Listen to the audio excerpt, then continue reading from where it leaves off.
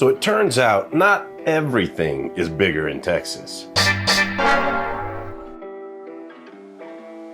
What's up, everybody? Welcome back to Taste the Pain. Today we are looking at the Texas rice pepper. The Texas rice pepper is considered a wild pepper.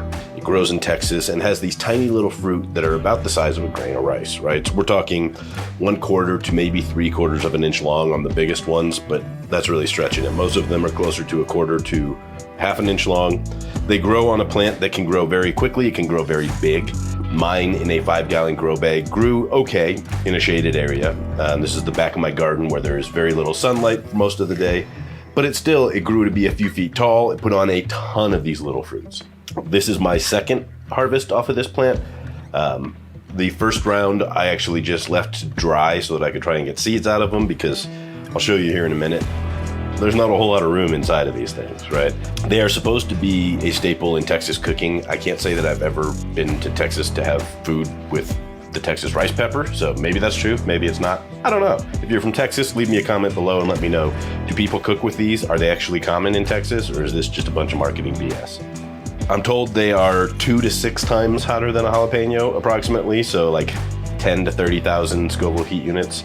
I think we should just take a quick look inside of one to see just how little is going on there, and then take a taste. I don't know, let's see if I can do this.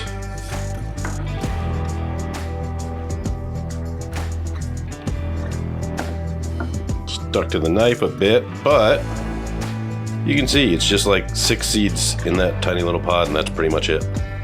Nothing exciting going on there. They are tiny little seeds, so much so that I will probably not use my seed dryers for this because they'll just fall right through the mesh, but I am going to save seeds out of this little batch because I want to grow these again. It was a lot of fun. I'm going to try and maybe grow it in ground next year and see if I can get it to grow a little bit faster. But all that said, the important thing about any pepper that we grow in our garden is, how does it taste? Texas rice pepper, it tastes like nothing. No, actually it does have a pretty pronounced cayenne type flavor.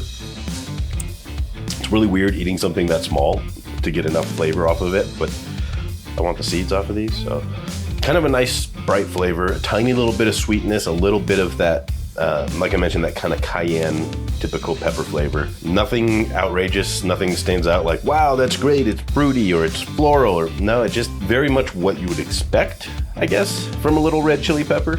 The heat's there. It is probably about 2 to 3 times hotter than a jalapeno. It's not really a sharp burn, it's pretty flat, but I can definitely feel it spreading around my mouth. Pretty tasty. I don't know exactly what I would use these for if I was actually growing them to cook. Like maybe they just get thrown in a dish to add some spice, you know, when you're sauteing something on the stove. Overall, I would say that they're more fun to grow than they are to eat. Harvesting them is a little bit of a pain in the butt because you're just like tiny pepper, tiny pepper, tiny pepper, tiny pepper. They come right off the calyx when they're ripe though, so that makes it a little easier. It takes very little pressure to get these off of the plant.